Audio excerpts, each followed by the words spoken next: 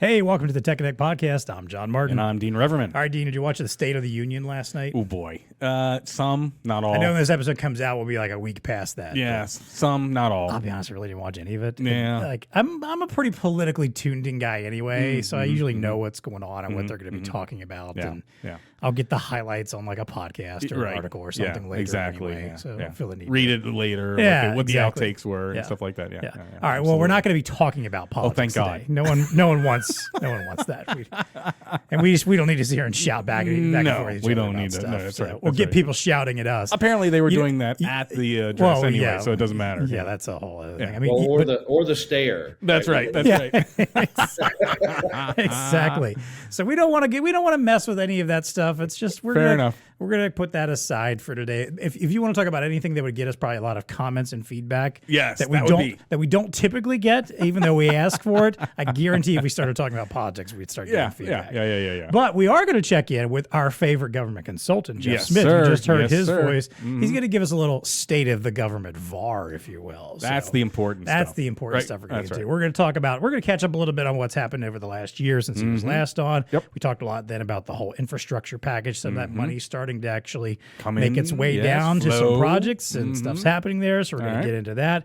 We're going to talk a little bit about public safety, like fire, law enforcement, crisis management, that kind of stuff, because we've had a lot of success marketing on We our have. side to that. Yeah. So we thought we'd ask Jeff a little bit Very about responsive what to what he we're doing. thinks of Yep. what's going Yep. on there. Yep. And we're going to talk a little bit about education, another topic we don't typically dig into, but is part of the government picture. And then we're going to just let him talk a little bit about what he's watching out for in 2020. The crystal ball. Some trends. There Love you it. go. Yep. So, Okay. Fair. all that plus our usual value to the VAR. What's TEConnecting with us? TEConnecting. TEConnecting. TEConnecting. There you That's go. that word that There I've it is. said 130 plus times and somehow messed up this one.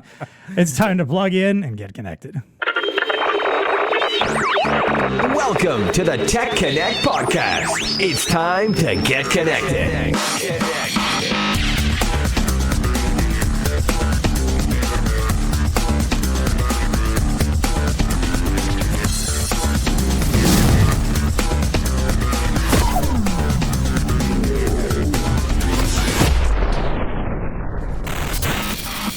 All right. Yeah, as I mentioned, we've got Jeff Smith back with us today. He's Yes, the president sir. of True Upside Consulting. He's a Zebra consultant. Yes. And also, I just think one of the snappiest dressed men. Oh, yeah. If you're only in on audio, the business. you got to Yes. go watch the video I and see. completely agree. Not because of what we're dressed like. No, you don't need to see us. Yeah. Don't worry about us. We're just, we're business casual all the time when we come here. Jeff shows up with these things, and he's like this anywhere. Like I've the seen, pocket anytime I've ever square. seen him at VARTech, anytime you see any pictures of him, the man is always just dressed to the nines, Well dressed. and ready to kill, Ready So, to go. yeah. Absolutely. Jeff, thanks so much for joining us today. Well, what have you been up to over the last year outside of the government world? Wow, it's just been a great year. A lot of great programs that we've been following, and a lot of really interesting things happening with this new administration and funding and acts that are starting to trickle down to our partners. It's just been an exciting time. It doesn't mean that it hasn't been. There hasn't been some controversy, but for the most part, it's been exciting for us to watch and follow as funding starts to flow and technology start to emerge. It's a really great time in our channel. So it's been Government controversy in the same sentence? I mean, when does that ever happen? Come on. exciting. Just a little. But to Jeff's point, we've got some opportunities here, right? That's I mean, right. we've been talking about them for years, and I think some of our resellers are starting to get warm up to the fact that hey, government, there can be your friend, Yeah. in the sense that Yeah. you can find There could some be opportunities, some in boons there. Yes, So, sir. well, then let's talk about IT spending in government right now. What's been happening since we last talked about a year ago? How is the infrastructure funds going? I know that money's starting to roll down. We've heard about some local projects. A particular bridge project here in the Cincinnati area that people have been. Oh, that's not excited about. IT though. Well, it's not, but Yeah, it's yeah, still yeah, it's yeah. related to that. Uh-huh, And like we talked about last time, some of these projects that involve like traditional infrastructure yes. can still have an IT bend to them because they're going to need some IT, potentially All right, to that's get fair. those projects. Oh, off yeah, the yeah, ground. But is there anything that's changed or happened that you were surprised by? Anything you weren't expecting? What's going on with these funds and where we are right now? Well, I think the funds are starting to flow, as we've talked about a couple of times already on this podcast. I think the really interesting thing is how some of them are being utilized for technology enablement. We've seen the ARRA funds, specifically the Recovery Act funds, still being appropriated and utilized by states and local entities to improve technology posture, to improve infrastructure. Like you said, we've educated before that when it is pure infrastructure, there's still about 20% of that infrastructure spend that goes to technology, right? Enabling the people that are doing the work for the government. And so it's been an interesting time to see how these funds have been utilized. We recently were following a procurement in the state of Maine, as an example, where ARRA funds were used to purchase electric vehicle charging stations. And that is, innate technology as an enabler, and also getting the state electrified, right, ahead of other funding and programs that are out there. So it's really been across the board that funding has flown, and technology as an enabler, and programs like that one in the state of Maine are starting to get implemented, and it's exciting, and it's starting to become real. And as more funding happens with this administration and more initiatives happen with this administration, we're all hoping for kind of a rolling thunder of continuous, opportunity for our partners. I was looking at some of the data, Jeff, and I'd like to get some of your takes on this. So when you look at the overall spend, right? I think you were saying about 7%. I read 6.8 or something like that. So we're in the ballpark, right? 7% growth on IT spend from the government, which is good. And then they broke it down into certain areas. Devices, which is where we play, looks like that's going to be relatively flat. At least that's what they're saying on this one report. Mm-hmm. But software is one of those areas that's seeing a huge boom, or at least they're anticipating about 12% growth is what I was reading. And then I was extrapolating out of some other articles around that, how can our resellers take advantage of that? I'd love to get your take on this. So one of them was device lifecycle management. There's a lot of compliance out there, right? So there was this rush to get devices and mobilize everybody, and that seems to have worked, or at least, and it's ongoing. But now you got these IT teams with their hands full trying to manage the security and and these devices. And so device lifecycle management, which is something we talk about, right? And we've had ISVs on here that talk about that. That seems to be like a little area that maybe can be explored. So what's your take on maybe that software in general, or, kind of niching down to the devices and stuff like that? It's a great question. It's really a two-part answer. So the proliferation of software growth is really just the government changing its consumption model to software as a service, right? And so that's enabling, when you have it in a secure cloud or you have it in a FedRAMP environment and you have a software that isn't required to be integrated into an overall ERP, it can be integrated from the cloud as a service to a device. The proliferation of software as a service and that consumption model is what's driving the 12% growth that you talked about, right? Obviously, the endpoint, we're going to talk about the endpoint as an opportunity for our partners a couple of different ways, right? So the device is vulnerable, right? Because it is an endpoint on your network. And the device has to be managed based on the agency security posture. That's the first thing. And then the second thing is, right, the device has to authenticate onto the network the same way any other device would. And so the software platforms that are starting to emerge are ones that allow things like application partitioning, secure versus non-secure, network partitioning, secure versus non-secure, classified versus non-classified. And then we've seen a couple of emerging technologies come out around authentication. You've seen NIST come out with the Zero Trust initiative and a whole new set of regulations for network security.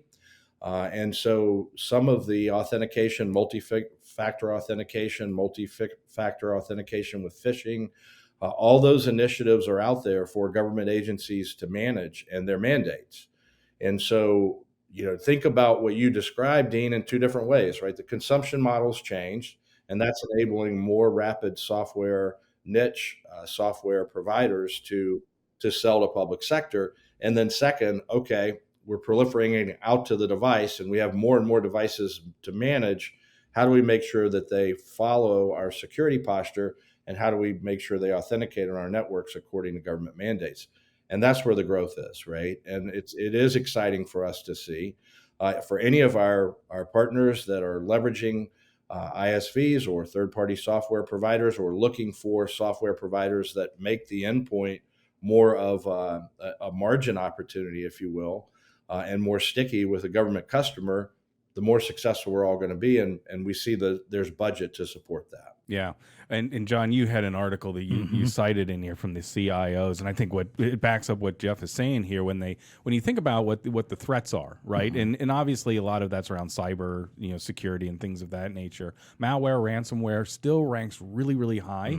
Although and they were comparing their opinions, CIOs' opinions 2020 over 2022, so 2 years ago versus today. So today they're even more worried about malware and ransomware. Right. I mean, that seems to be what they're focusing in on. Phishing, those types of things seems to be mitigating a little bit. It's down a little bit because I think some of these things have been in place. But to Jeff's point, there's still an opportunity there. You've got these legacy systems and then these edge devices that are being connected to it.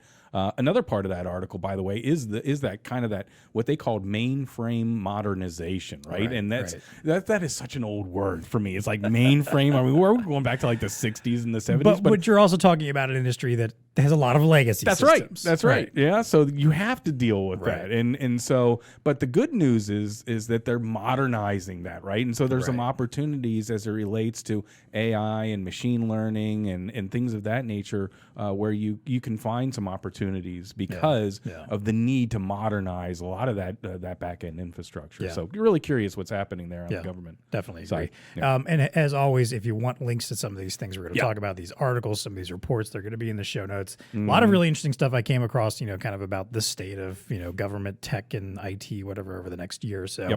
But yes, that the article from FedTech that was about the 4 tech trends to watch for in government throughout 2023. And yes, that device lifecycle management was one of them. The other ones were kind of like more of like broad topics. I mean, they mentioned like zero trust, hybrid data centers, stuff that's like kind of big and broad. But that device lifecycle one in particular stood out to me as well as one like, hey, there is a nice low-hanging fruit opportunity for what a lot of our VARs are already doing, what they're talking about with their customers regularly as it is, about helping them manage life cycle for devices. And to your point also, a lot of these newer niche software companies that are popping up, that their whole gig is like, hey, we will produce the software that will help you manage these devices remotely, that will help you with the security aspect. And I think there's that was one that looked to me as like, hey, this is a key opportunity. That was one of those articles where originally I looked at it and thought, all right, there's nothing here that's going to be super relevant to our folks. But that last bullet point was one of like, well, there you go. That just screams opportunity for us. Absolutely. Right there. So. And the other thing they was saying in that the top 10 priorities in another article, and again, we'll have the links for this, a couple that called out to me. I mean, cybersecurity just seems to be at the top, right? I mean, that's at the top. Risk management there. Of course, they got into number 4 was legacy modernization. That's that whole mainframe thing. But on the list was data and information management. So I think obviously the government is very aware of there's a lot of data coming in, but how do we manage and make meaningful information out of this data? Which is something a lot of companies ask all the time. Oh, for sure. But I'm sure on the government scale, it's even that much bigger. Even that much worse. Yeah. Any takes on that, Jeff, as it relates to manipulating data or some of the other trends that you might see as far as, how governments are now dealing with that kind of stuff? Well, I think data analytics and predictive analytics from the data are something that we see a lot of agencies aspiring, where they can use real-time data and information they have across their networks to make decisions, whether it be a security posture decision, whether it be a technology decision, whether it be a technology migration decision, but really using data analytics and predictive analytics off of data to make very informed decisions about how they go about managing, their enterprise IT strategy. I think that's a big one. And then obviously adjacent to cyber is data security, right? Because a lot of times when a breach occurs, they don't find out about the breach until something serious becomes compromised, and the agent or the country or the individual that makes the breach rattles the sabers, and they figure out that they've been fishing around inside places and they don't really know how long they have in some cases. So I think data, from an analytics standpoint, from being more predictive, and from a security posture standpoint, is something that all agencies it's paramount for. And the best IT organizations that we work with in public sector are looking at data, and they're looking at data from a decision point analysis and trying to leverage it strategically to better run their enterprise IT strategies. Yeah. Another thing I'll call out on the Deloitte article that we're going to post is, they talked about, the needs for government agencies to become a little bit more trusting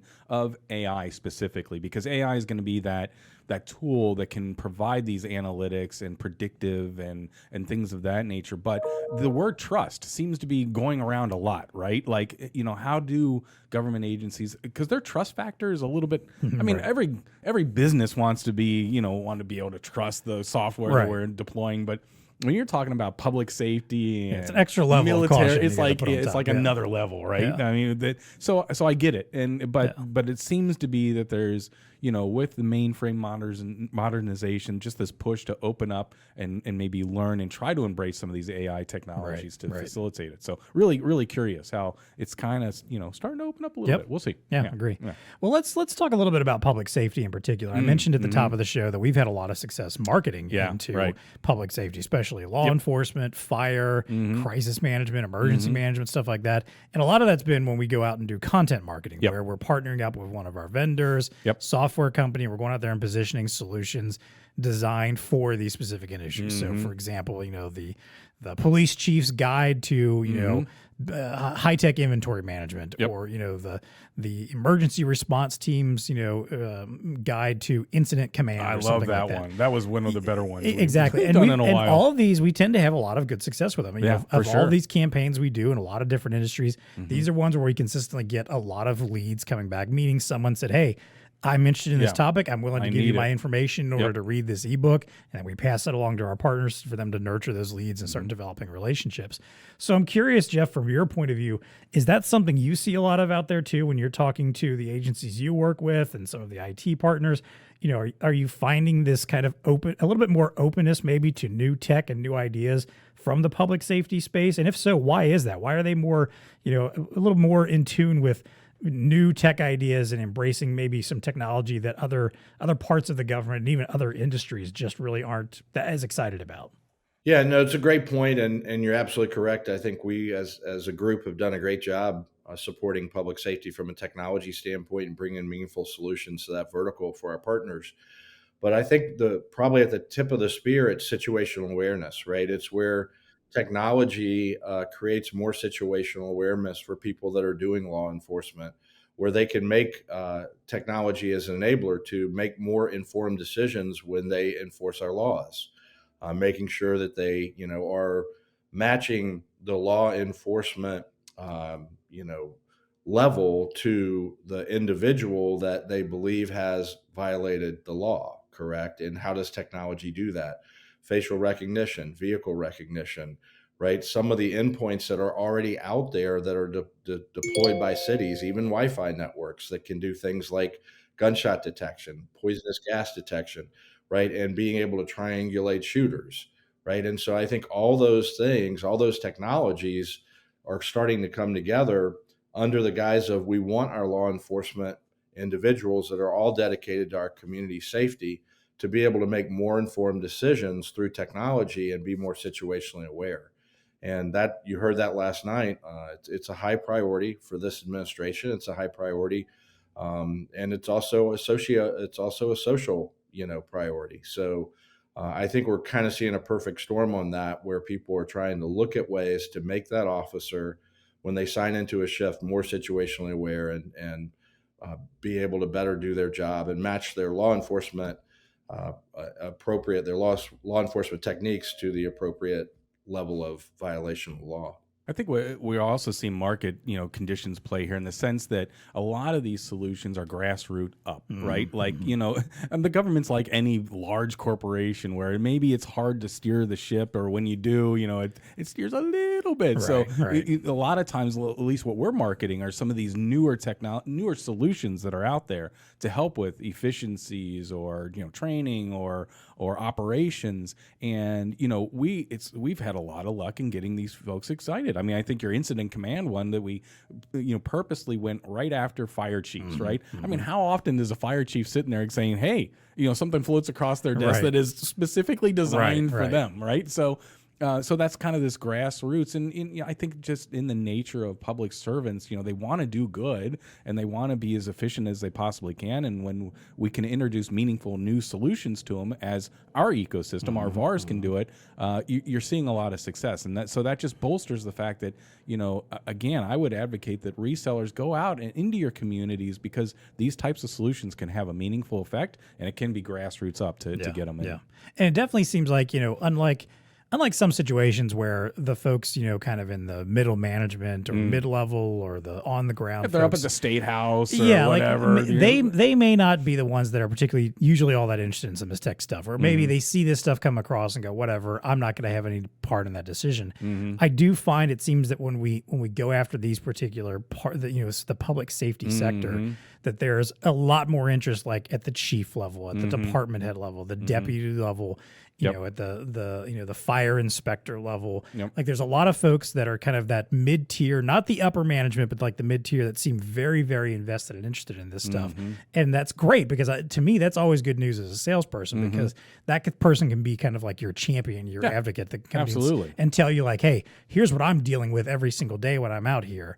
This is what I would love for you to pitch to my commissioner or to the contracting agent. Hey, we need something like this. Yeah, exactly. Right? That's someone that actually knows what it's like on the ground every day without having this technology at their disposal, and can maybe help you pitch why it's so important that they do have it and what the benefit can be. I think that can be extremely valuable for someone who's trying to make that big pitch to hey, a government official or someone at a higher level position to go in and say, hey, I've had these conversations. I have talked to the people that are out there every single day trying to do this work and are struggling with how to be situationally aware, struggling with how to manage their inventory, struggling with, evidence management, all this kind of stuff or whatever, where there's solutions that exist that can make their life easier.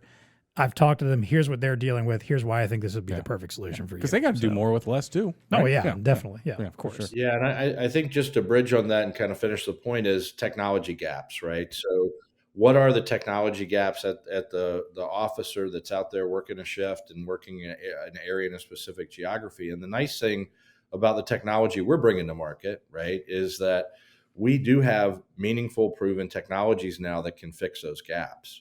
And so technology is caught up with a lot of where the gaps are to fix these problems for public safety. And I'll give you a quick little example here. There's a campaign we've got launching soon that's about emergency management. And one of the ideas behind it is that you've got all these disparate departments that respond to a particular crisis. Let's say there's an environmental crisis of some sort, like a hurricane, tornado, whatever. Or we had a train derailment up here in Ohio recently. Exactly. Right? So there's all these various departments that come in. You've got local law enforcement, you've got local fire, you've got crisis management departments, you've got state level, even potentially some federal level, all these different groups that are coming together to assist, but they all may be like working and existing off of completely different platforms that aren't talking to each other the same way. Some of them may be using a personal device, some of them may be using a purpose-built device, some are chatting via Messenger, some are sending texts, some are sending emails. It's just that so many disparate ways that everyone's trying to communicate about essentially doing the same thing, and helping as many people as possible as quickly as possible, minimizing damage, minimizing the cost of the damage or whatever. So it's a simple idea of just like, what if you had a platform that let you bring everybody together the way they want to communicate, but also centralize it in such a way that when you send out a message, that it's going to the right people and everyone's getting it at the same time, so they can coordinate and work together. Right. One of those things that sounds like a no-brainer, right? But again, in this kind of space where you've got so many people working in so many different ways with different types of technology, it's understandable how that can get wildly out of control very quickly. Yeah. So stuff like that is stuff to think about. That's pretty. Like how can you help everyone involved in a situation streamline? Whether it is a giant crisis, like a natural disaster, all the way down to local traffic accident. Because again, that's another place where you might have 3 or 4 different types of people responding to that. For sure. Yeah. All right, well then let's kind of flip the script a little bit here and talk about a place that we don't necessarily get as much traction as we would like with marketing and insight and a yearning for opportunity. That's education. And it's like a monolith. Yeah, it is. And you can and I'm sure anyone who works with education understands budget is obviously always an issue. You got boards you got to deal with. Yeah, getting anything to move, whether it's the cycle of of adoption, all this kind of stuff. So I'm curious, from your point of view, Jeff, I know obviously the pandemic pushed a lot of education, especially the K through 12 level, to make some innovations and changes. When all these students had to start working from home, they had to start figuring out how do we get them good access to, to their teachers. And there's a lot of folks that would say like a lot of that went very badly, like there was a lot of mistakes were made, a lot of issues happened there, but I'm sure it's still something they're thinking about and trying to figure out. So did anything come out of that? Have you seen any opportunities in the educational space, whether it's K through 12, higher ed? What's going on there that our VARs can maybe latch onto and figure out where there might be some opportunities to help win some business? Well, I think it goes back a little bit to what we're talking about with public safety, with where are the technology gaps for virtual learning, and they were so vast during the pandemic that they're still trying to address those and create the right policies for in-classroom versus virtual classroom, hybrid environments, getting students to be back and feel safe, right? And so those technology gaps, I think, are another place for our partners to focus. The other thing that seems to be very, very at the forefront for these higher ed is student experience, right? And technology is an enabler for student experience because they want the students to be back on campuses. They want the students to be back in classrooms. And they want to create environments from a technology standpoint that meet student expectations to do that. And so they're not looking at status quo, especially in the higher ed. They're looking at how can we bring technology initiatives in that make the students more excited about getting back on campus, getting back in classrooms, getting back being interactive with the faculty, right? On the K through 12 side, we see a lot of the focus to be on faculty and how faculty can have technology as an enabler. And in some cases, it's training and interactive training for them to learn how to take someone that's a fifth grade student, let's just say as an example, and effectively in a virtual environment, educate that individual, right? And so, and what technology enables that, right? So I think it all comes down to student experience, student connectivity, faculty, prowess as far as virtual and non-virtual, and then technologies that make learning institutions more attractive to the student. And I think the pandemic brought up to the forefront a lot of the gaps that both higher ed and K through 12 schools had for the students, and technology gaps that weren't enabling the learning experience. And it's more than just giving everybody a Chromie, which is what they say in our school, right? Like everybody's walking around with a Chrome, right? And that's fine, but that's base level. That's base level. That's table stakes. You still have to enable. I'm glad you went down the path of faculty enablement, right? Because it's no good unless the teacher, the professor, or whatnot has different tool sets that they can use to enable the hardware, at the end of the road. And so, sometimes that's software based or other device based. Interesting take that you had there on the college side, because, I've got two in college right now, and they were very glad to get back to campus just so that they could fraternize with their friends. Right. But I didn't think about the angle that, they're perfectly fine, like not going into class. Right. I can skip class. Right. Yeah. So I can do all my work from my dorm and still go out and party every night. That's right. How do we get them back into the classroom so that they can get that meaningful learning?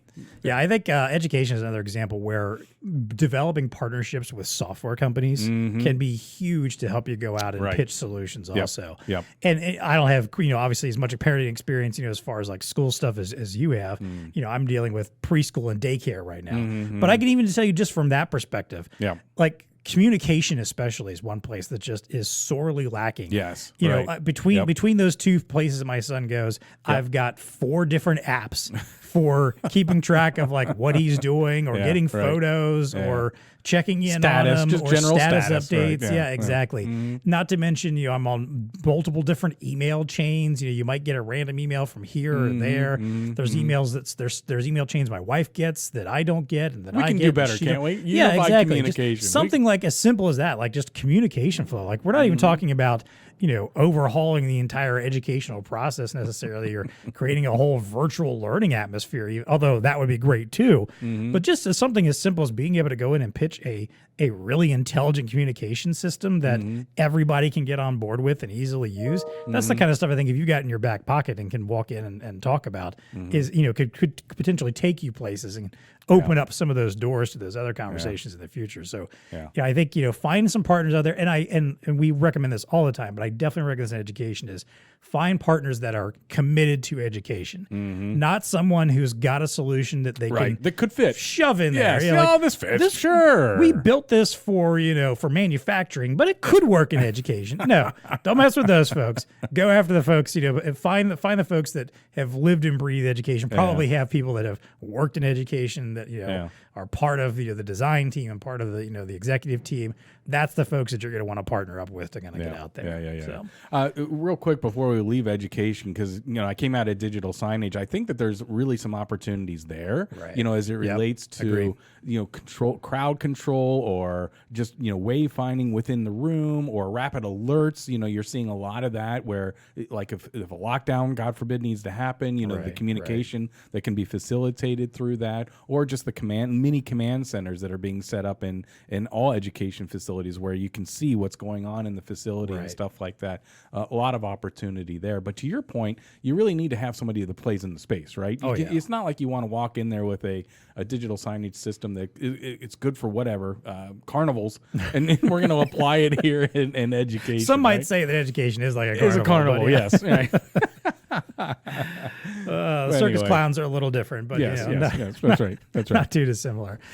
All right, well then, Jeff, let's wrap up here by talking about 2023 as a whole. The crystal ball, the crystal ball here. Let's talk about some trends. So, what are you watching for? What are you keeping an eye on? What are you expecting to happen over the next year that we should be thinking about and talking about? Yeah, I mean, I think what we're going to see is that communication is going to be critical, and getting ahead of programs, right? Getting ahead of these initiatives and programs and these fundings and these investments that public sector agencies are going to make, right? I think that there have been times where we have said, emphasize your communication and sales inertia on transactional, right? Because budgets are tight and you got to find the little nuggets of capital spend. But this year, I think what we need to focus on from a sales standpoint is where are the initiatives? Where are the big capital spends? Where are the big things that this funding will use to transform from a technology standpoint? And whether you call that whale hunting or just being ahead of the larger chunks of funding and how public sector agencies are going to leverage those, I believe that we can top dress our sales approach between now and June 30 for state and local, most agencies, and now and September 30 for federal, and follow the money, follow the big programs, chase some of the more strategic opportunities, and don't walk away from the transactional things that keep the lights on for us and for the agencies. But there are going to be some big opportunities, and the people that have the strategic sales capability and the ability to follow the money and follow the programs. And it doesn't mean that you always have to win those as a prime, right? You can win those as a meaningful subcontractor or as a meaningful teaming partner. But the funding that we have is fairly unprecedented, right? But both from a percentage year over year and from an amount. And the flavors of funding that we have are coming in non-traditional ways than just budget growth, right? They're coming around large, heavily funded federal initiatives, which trickles down into state and local. And so I think we really need to top dress where we're focusing and focus on strategic sales and programs and initiatives, and chase the ones we can win and subcontract our team with the ones that we think we can add value for, and not miss that opportunity that it's fairly unprecedented in 2023. Yeah, and maybe one of the ways that manifests itself is in electric vehicle charging stations. I mean, Jeff's been very instrumental in helping us navigate government opportunities within that space. I mean, in the infrastructure bill, right, there's money allocated towards that, and there's incentives at state levels, at federal levels, all kinds of incentives to try to build out these networks, right? And so that's a strategic, opportunity that you can go after and leverage, and we can help guide that, right, Jeff? We've been doing a lot of work there. Absolutely. It's been a heavy focus for us, the NEVI funding, and state by state. We're following it state by state. We're looking and we're educating. We've actually taken some consulting services opportunities to help the states spend the money the right way and municipalities spend the money the right way. And the nice thing about that type of funding is it's not something that the state has purchased before. Mm-hmm. Right? So that gives us an opportunity to educate and share best practices that we learn on the best ways to spend and optimize the money. It's not like an IT department's never bought a server before or never bought a laptop before, right? But most of those folks have not, ever implemented or sold or even lifecycle managed, especially an EV charger. And so it's kind of a new and emerging technology, but that's a great example, Dean, of where we follow the money. We have this $7 billion in NEVI spending. It's going to be strategically spent, and it's going to come in big chunks. The Ohio chunk was $140 million. And you might not have been able to go after the $140 million opportunity, but you might have had pockets in Ohio where you could have helped whoever the prime contractor was be successful there. So let's keep our eye on the big ones. There you go. I love it. Yeah, there you go. I'll quickly go back and reference that Deloitte article we mentioned earlier, which is kind of like a tech trends, for 23. And there's a couple ones that really stood out to me as, again, these are kind of like broad level, but stuff that could lead to opportunities and places where you should be paying attention to having conversations. One was this idea of streamlining what they refer to as cloud chaos. So essentially the idea that like all these different, government departments, they've embraced the cloud. They've embraced the idea like, hey, rather than store stuff locally, let's have this cloud-based stuff, and do But now we've created chaos. Well, because again, like maybe the accounting arm is using one particular cloud, law enforcement's using a different, judicial system's using something different, your tax department or whatever is using a different set of cloud, and they're not all talking to each other. And so, maybe the opportunity is to be able to go in and find, with opportunities of like a system that can kind of lay on top of all of that. I guess the cloud over the cloud or something. Right. Outer space. I guess at that point, like the stratosphere over the clouds. Exactly. Yes. To like kind of bring them all together and merge them into one place that everybody can access, where you can still have your disparate little programs that you use that work for you and your department and what your needs are, but that they all kind of communicate up to one place that you can get a broad overview and connect with each other as needed. Another one, and this was very relevant with our conversation we had about Web3 last week, which is blockchain. Oh, right. And there, I think, is one example of a place where the idea behind Web3 and decentralization and built on security and the zero trust thing and all this idea of like making sure that everything is as locked in tight as possible and as immutable as possible makes sense in the government space, probably more than anywhere else, where you want to make sure that all your data is clean, that it's honest, and that it's accessible when it needs to be accessible. That's right. So that made sense to me. And then the last one, and we've touched on this a little bit too, the idea of adding on to legacy systems, understanding that mainframes and old systems that have been in play for a long time and feel very old and antiquated to us and what we know about technology. But you have to understand that in the government space, there's a lot of if it ain't broke, don't fix it kind of mentality sometimes. I'm sure Jeff can speak to that. And and I think being able to go to those folks and say, look, I'm not asking you to reinvent the wheel. I'm not asking you to figure out how to break down an old legacy system, be out of commission for a couple days, couple weeks, couple months. Which they can't do because they're in public safety. They can't. You can't. So we're going to shut down the fire department for a couple weeks. So rather than rip and replace, the idea of being able to go in and saying, hey, what can we provide to you that can sit on top of your legacy system or supplement it or complement it and get you to some of these new technological points where you need to go, but your current system just isn't able to get you there. We can find something to connect it. And again, I think finding partners, in the... I thought we had a partner or two. Did you do a recent marketing campaign for one of them?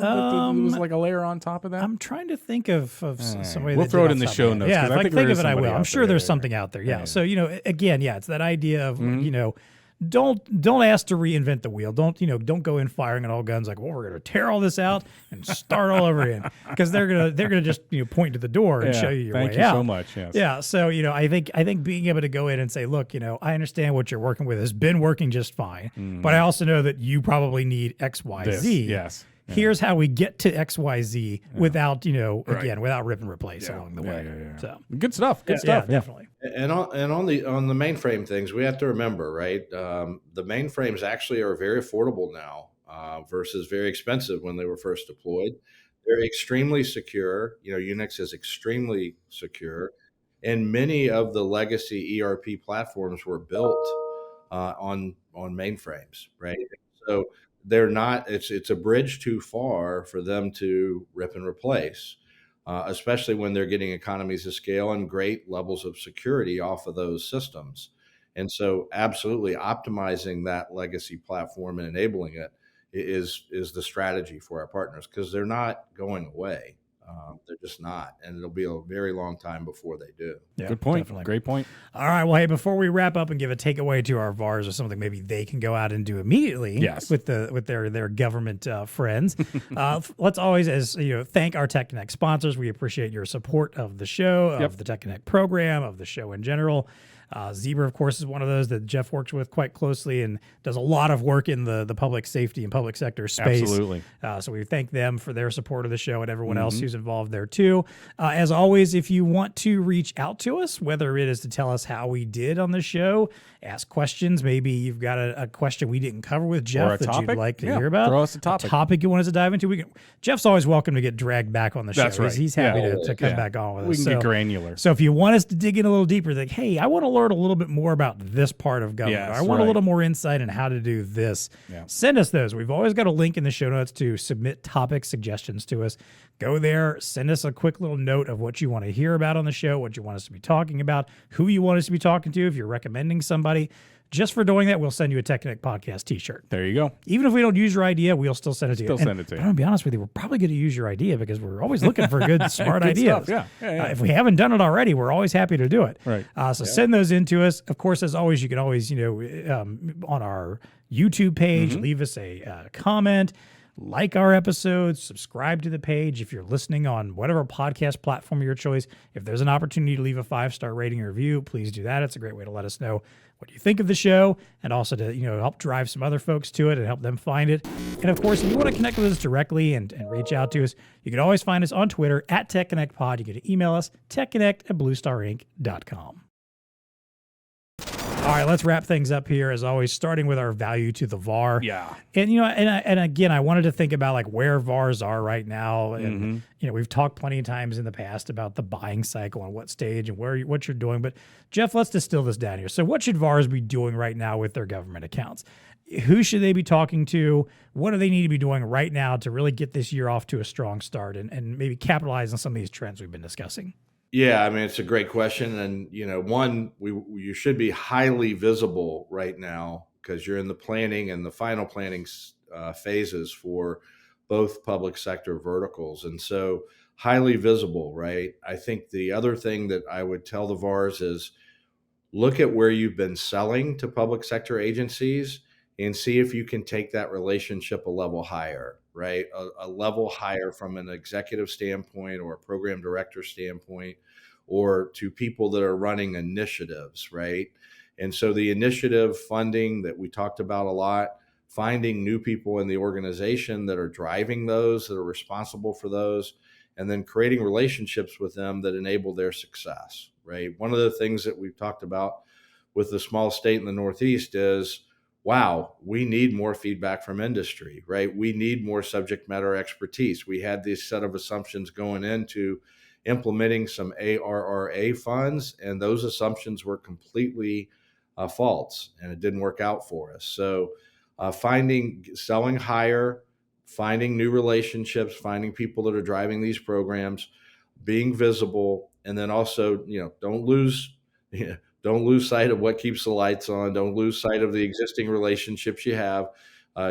Still be a trusted advisor and add lots of value to those folks. But sometimes we've said get wider. I think the advice this year with all this funding is get higher, right? Find new levels in the organization that are influencing these programs and these fundings that we might not see again for another 3, 4, 5 years.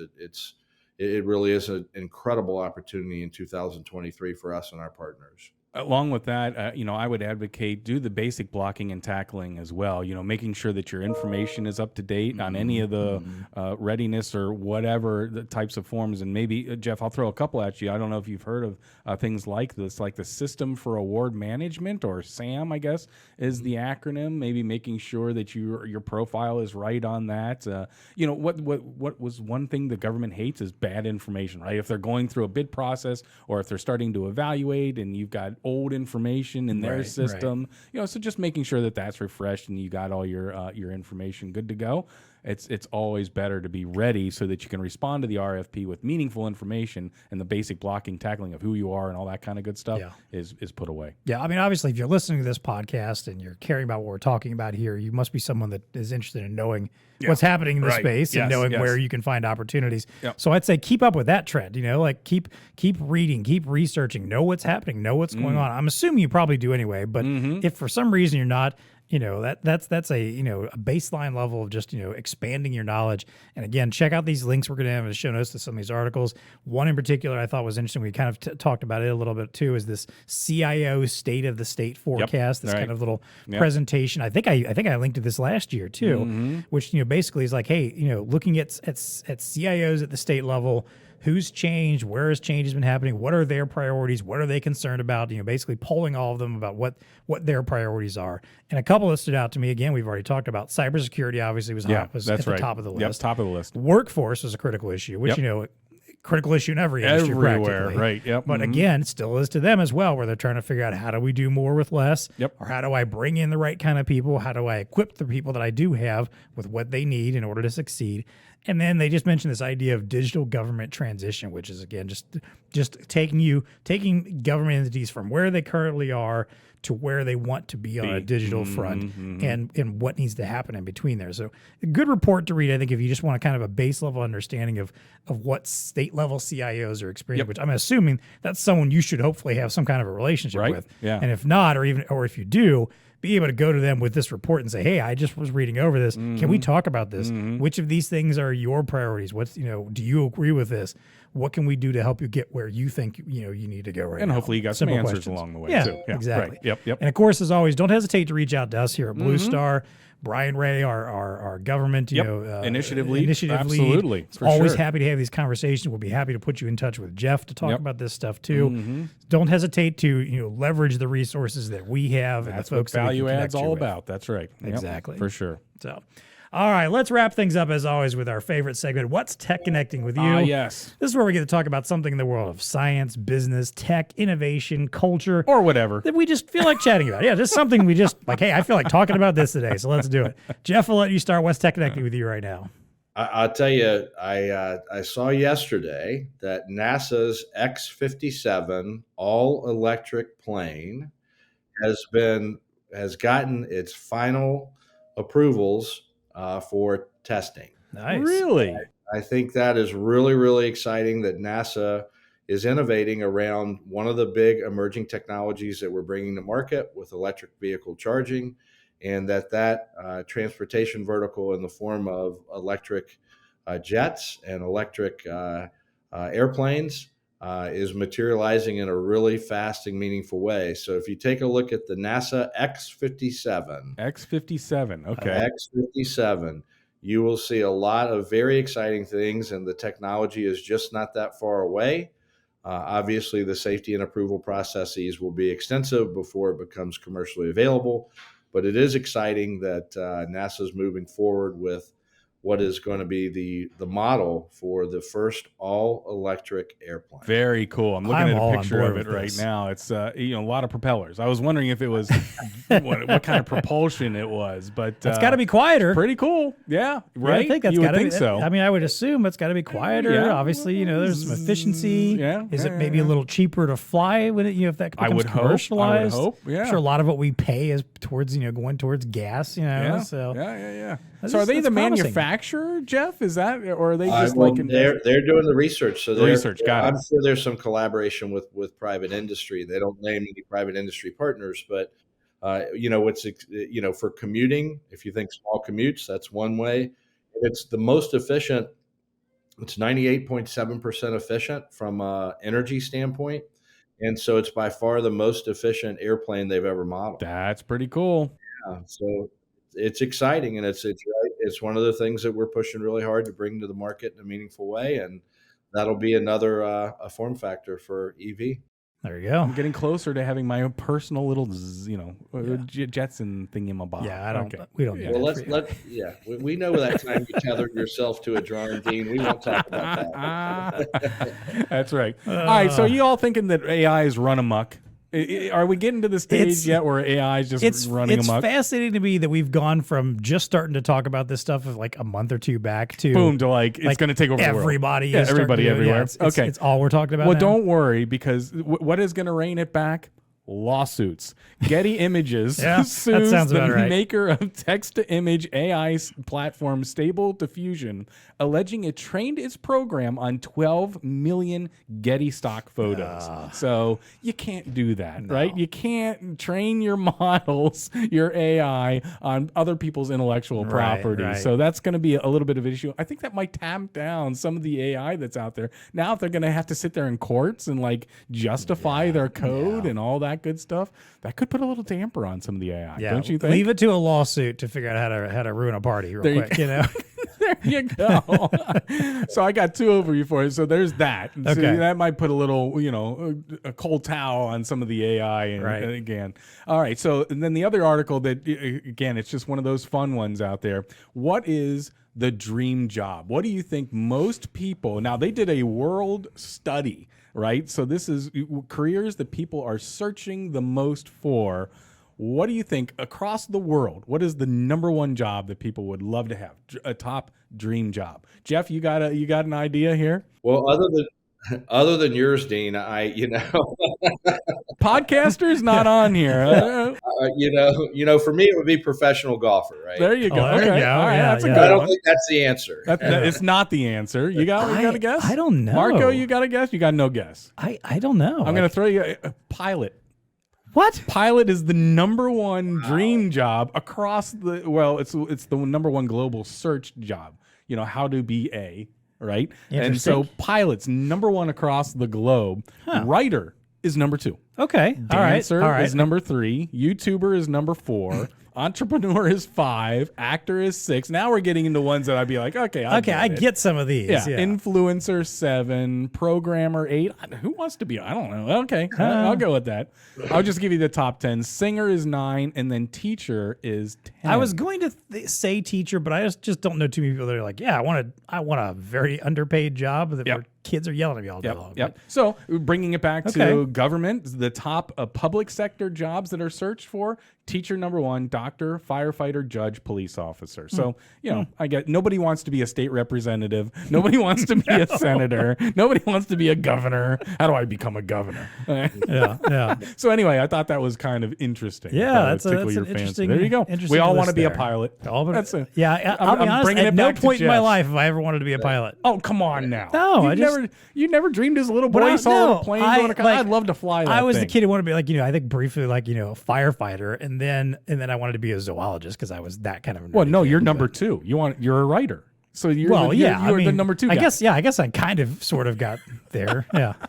You got the dream I'm not job, dude. I'm not writing the great American novel or anything, but I get to do something I love. Yes, that's a very good point. So, all right, I think podcasters should be on the list. I'm surprised more people aren't actually saying that. No doubt.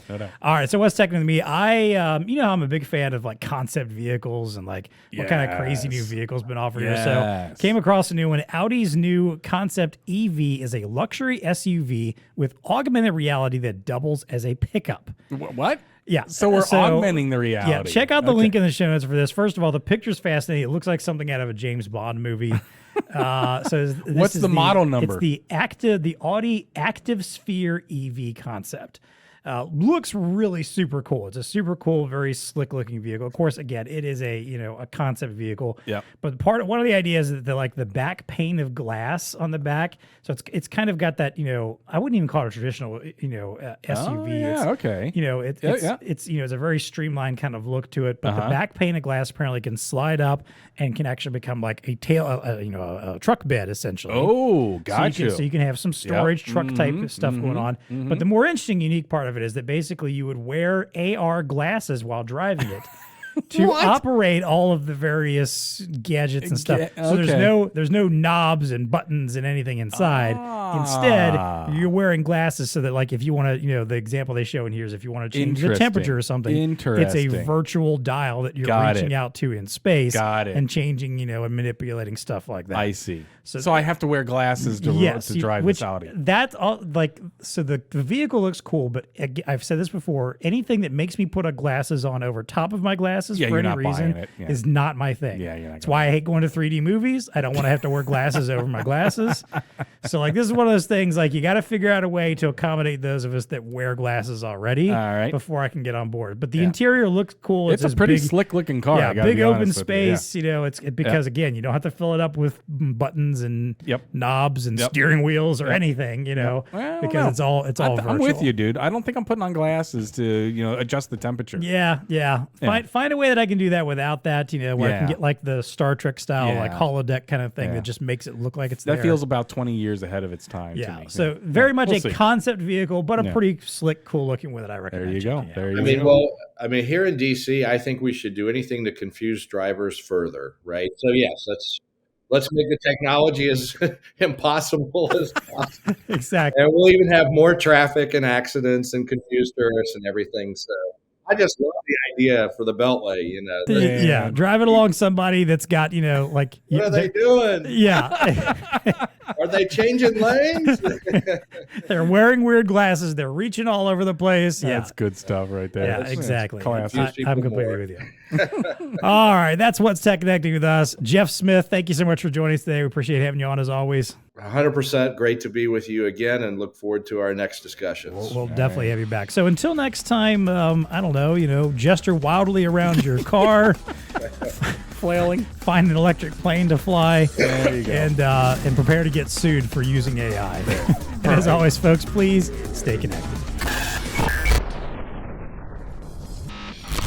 TEConnect podcast is brought to you by Zebra. All right, we talked all about public safety and the public sector. Yes. All right, well, Zebra's on top of this a little bit too. If you didn't know, I mean, they're very knowledgeable. They are. So they know that selling to public safety organizations can be a bit of a challenge. And we've talked about this before, many podcasts.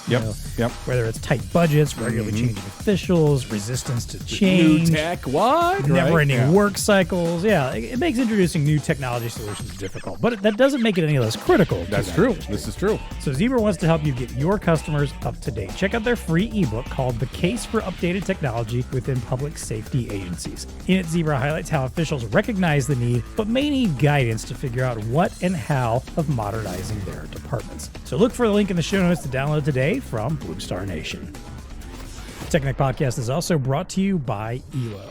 All right, if you're looking for the kind of displays that stand out and help entice and engage customers, who's not looking for that? Well, right? and we just had this whole talk about government stuff. Yeah. Maybe like you need it for like wayfinding, for informational purposes in government buildings, education, great example, nice display to tell people where to go and what to do. Yep. Well, look no further than ELO's large format interactive digital signage with size options from 32 to 65 inches. ELO offers touchscreens that add brilliant interactive canvases to any environment with sleek, slim designs built to withstand the rigors of continuous commercial use. Now, we know ELO prides itself on modularity and choice for any needs. Now, here are just a few of the options available with these large format displays. PCAP or infrared touch technology. Nice. Anti-friction glass. Again, so you don't heat things up. Just swipe it so hard, just start burning things up. Touch-through capability, so you can put some glass over it potentially if you need to, to keep people from burning things up as they're touching. 4K options, computer modules, Edge Connect peripherals. They love those peripherals. Those are huge. All kinds of cool stuff you can add on. Yep. Now, ELO backs this up with a minimum 3-year warranties and optional on-site exchange if service is needed. Check out the link in the show notes to browse the options, specs, and to buy now.